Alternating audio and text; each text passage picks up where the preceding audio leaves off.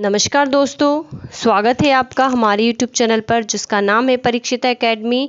और आज हम बात करने वाले हैं फटाफट सीरीज़ के अंतर्गत केंद्रीय सतर्कता आयोग के बारे में। हम सभी जानते हैं कि MPPSC प्री की यूनिट 10 में हमें विभिन्न आयोगों के बारे में पढ़ना है, जिसके क्रम में आज हम सतर्कता आयोग के बारे में बात करने वाले हैं। आगे बढ़ने से पहले दोस्तों आपसे कहना चाहेंगे कि अगर आप हमारे इस YouTube चैनल पर नए हैं तो आज ही हमारे चैनल को सब्सक्राइब करें। अगर आपको हमारा वीडियो पसंद आता है तो इसे लाइक और शेयर ज़रूर करें। तो बिना टाइम वेस्ट करे हम आगे बढ़ते हैं और आपको बताना चाहेंगे कि सीरीज़ की हमारी विशेषता यह है कि हम कम समय में इस आयोग के सारे फैक्टों को समझने की कोशिश करेंगे। चलिए आगे बढ़ते हैं।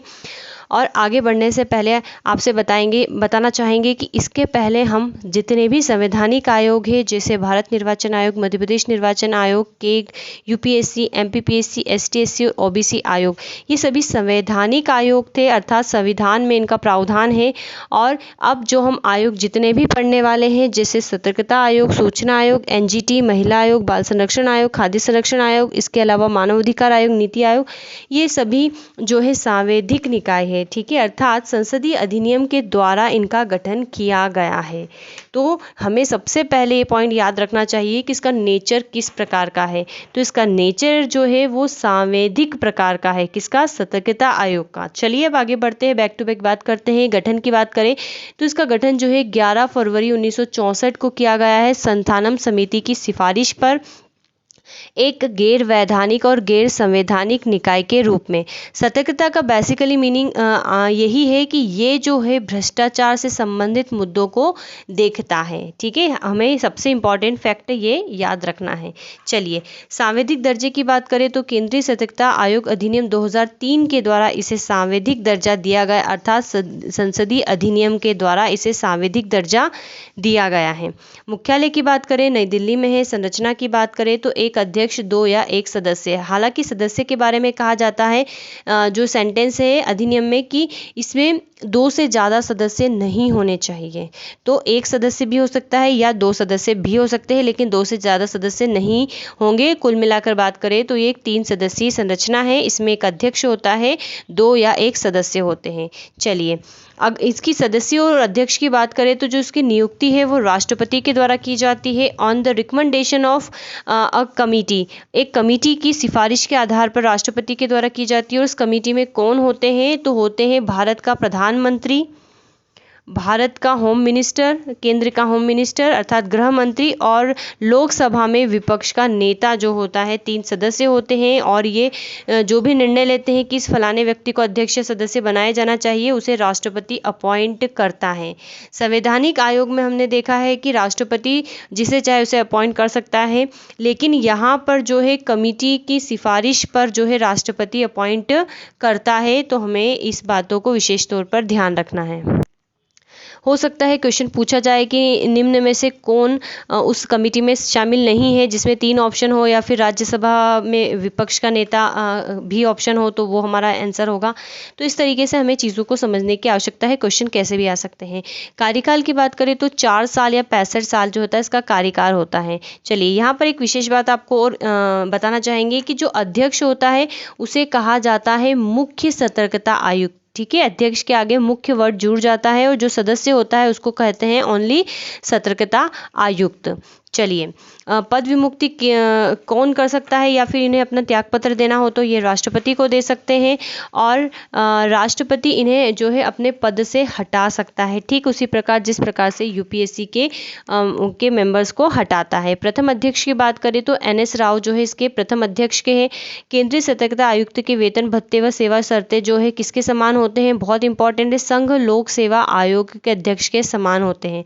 अब यहाँ पर सबसे बड़ी बात यह है कि आपको ये ध्यान रखना है कि यहाँ पर UPSC का कई बार जिक्र होगा, ठीक है। तो इनके वेतन भत्ते किसके समान होते हैं? तो UPSC के अध्यक्ष के समान होते हैं, और जो अन्य सतर्कता आयुक्त होते हैं उनके वेतन भत्ते संघ लोक सेवा आयोग के सदस्यों के समान होते हैं। चलिए भ्रष्टाचार रोकने की प्रमुख संस्था है, हमें ये बात तो पता चल ही गई है। तो आगे बढ़ते हैं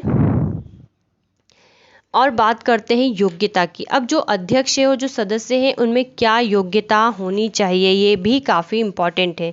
तो ये अखिल भारतीय सेवा में या संघ की किसी सिविल सेवा में या सिविल पद पर हो तथा जिसके पास सतर्कता नीति बनाने और प्रशासन, जिसके अंतर्गत पुलिस प्रशासन भी है, से संबंधित विषयों का ज्ञान और अनुभव होना चाहिए। और सेकंड है कि मतलब एक मेंबर इससे ले रहे हो तो दूसरा मेंबर आपको इस वाली क्वालिफिकेशन वाले लेना पड़ेगा, दोनों एक से ही नहीं ले सकते हैं। किसी अधिनियम द्वारा या इसके अधीन स्थापित किसी निगम या केंद्रीय सरकार के स्वामित्व के नियंत्रणकालीन किसी सरकारी कंपनी में पद धारण कर चुके हो या फिर धारण कर रहे हैं और ऐसे व्यक्ति को वित्त, बीमा, बैंक, विधि, सतर्कता अन्वेषण में विशेषज्ञता और अनुभव होना चाहिए। तो ये इसकी मुख्य विशेषता है। अब हम बात करते हैं पुनः नियुक्ति क्या इनकी होती है। तो सिंपल सी बात है, इनकी पुनः नियुक्ति नहीं होती है। ठीक है, ये बहुत इंपॉर्टेंट फैक्ट है, यहाँ पर समझना है। पुनः ये इसी पद पर नहीं रह सकते हैं, लेकिन जो अन्य सतर्कता आयुक्त है, हमने देखा एक मुख्य सतर्कता आयुक्त होता है, दो या एक जो होते हैं अन्य सतर्कता आयुक्त होता है।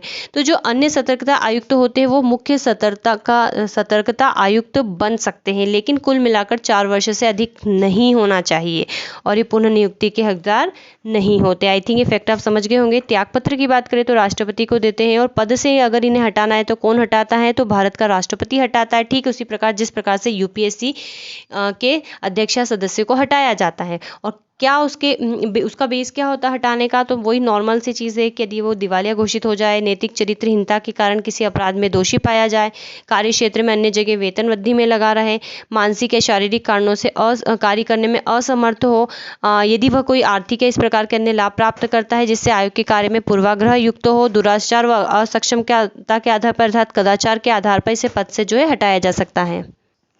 वेतन भत्ते की बात करें तो संघ लोक सेवा आयोग की तरह इसके वेतन भत्ते होते हैं। चलिए आगे बढ़ते हैं। आयोग के पास सिविल कोड की शक्तियां होती है, अर्थात किसी को भी समन भेज सकता है और अपने पास जो है जवाब हाजिर करने के लिए बुला सकता है। ये कार्मिक मंत्रालय के अधीन आता है। तो हम इतनी फैक्ट आपको याद रखना है। इसके थोड़ा सा इतिहास पे चर्चा कर लेते हैं कि आखिर में इसका जो है गठन क्यों किया गया है। तो भ्रष्टाचार को रोकने के लिए जो है ये एक मुख्य रूप से सलाहकारी संस्था है। तो देखा जाए तो 1948 में जीप घोटाला हुआ था और भ्रष्टाचार निरोधक अधिनियम 1947 की समीक्षा हेतु बख्शी टेक्चर समिति का गठन किया गया था। 1950 में गोरवाला समिति का गठन किया गया था। मंत्री और सांसदों जो है भारी भ्रष्टाचार में जो है लुप्त थे। फिर इसी प्रकार से मुंद्रा घोटाला हुआ था जिसमें केंद्रीय मंत्री तक शामिल थे और टीटी कृष्णमाचारी को इस्तीफा तक देना पड़ा था। कब हुआ था? 1957 में। फिर 1962 में लाल बहादुर शास्त्री ने जो है संथानम समिति का गठन किया था।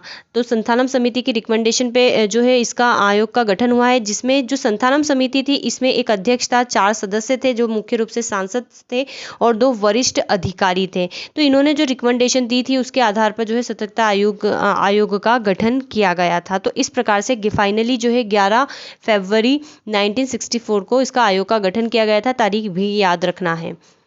पहले सीवीसी NS राव है, हम बात कर चुके हैं। वर्तमान सीवीसी की बात करें तो जनरली आपको हमेशा इससे अपडेट रहना है। जब भी एग्जाम देना है हमको विभिन्न कमीशंस के जो चेयरपर्सन या प्रेसिडेंट होते हैं उसको याद रखना है, उसी वक्त पढ़ना है क्योंकि बदलते रहते हैं, इसलिए हमने यहाँ पर इसको नहीं लिखा है। चलिए आयोग की बात करें तो मुख्य रूप से सलाहकारी इकाई है। इसके पास कोई न्यायिक अधिकार नहीं होते, अर्थात ये किसी को अगर भ्रष्टाचार का दोषी पाता है तो 3 साल 5 साल इस प्रकार से सजा नहीं दे सकता है। इसके लिए उसको CBI वगैरह दूसरी एजेंसी के संपर्क में रहना पड़ता है। तो आयोग है, आयुष नहीं लिखा है, एक्चुअल में ये आयोग है। तो आयोग ये भी आयोग है। आयोग शिकायत की जांच स्वयं करने के लिए अधिकृत नहीं है। इसकी जांच करने के लिए इसे केंद्रीय अन्वेषण ब्यूरो अर्थात CBI या संबंधित मंत्रालय के पास इसे भेजना होता है। हालांकि मुख्य तकनीकी परीक्षक संस्था से जुड़ा होता है। इसमें ठेकेदार अनुबंध और मास्टर रोल्स के बिलों को जांच सहित लोक निर्माण की तकनीकी परीक्षा का आयोजन करवाता है। चलिए आगे बढ़ते हैं।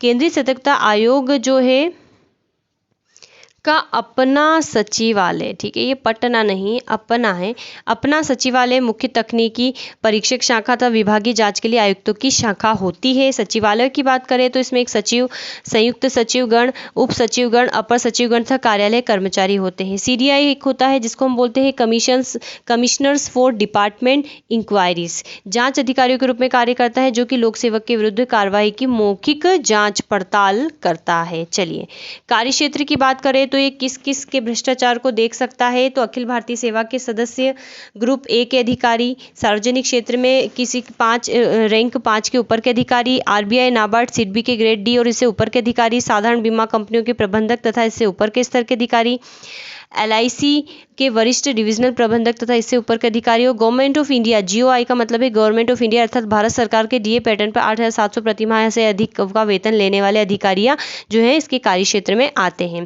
केंद्रीय सतर्कता आयोग का जो अध्यक्ष है, सदस्य है, वित्त मंत्रालय के तहत गठित होने वाले प्रवर्तन निदेशालय के अध्यक्ष के चयन समिति का हिस्सा होता है। जो ईडी है आजकल बहुत चर्चा में है, काफी लोगों को समन भेज रहा है, यहाँ तक कि सोनिया गांधी और राहुल गांधी को भी हाल ही में इन्होंने अपने समक्ष पेश होने को कहा है।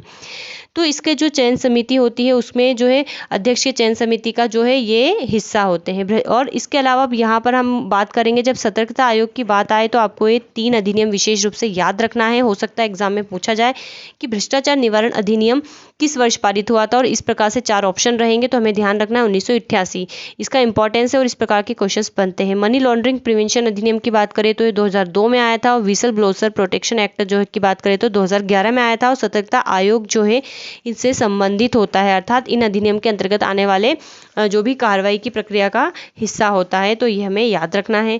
चलिए अब इसी प्रकार हम आगे बढ़ते हैं। मध्य प्रदेश राज्य सतर्कता आयोग की बात करते हैं, तो इसका गठन जो है 1 मार्च 1964 को हुआ था।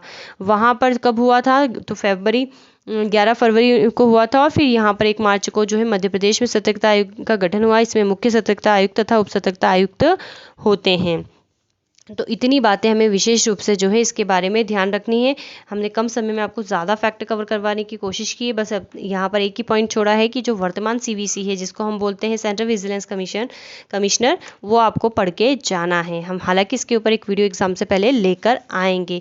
सो फ्रेंड्स, आई थिंक आपको हमारा ये प्रयास अच्छा लगेगा या आपके लिए कारगर सिद्ध होगा, तो हमारे चैनल को सब्सक्राइब कर दीजिए, वीडियो को लाइक और शेयर कर दीजिए, और किसी भी प्रकार के सजेशन के लिए आप हमें कमेंट सेक्शन में जाके कमेंट कर सकते हैं। Thanks for watching and have a nice day.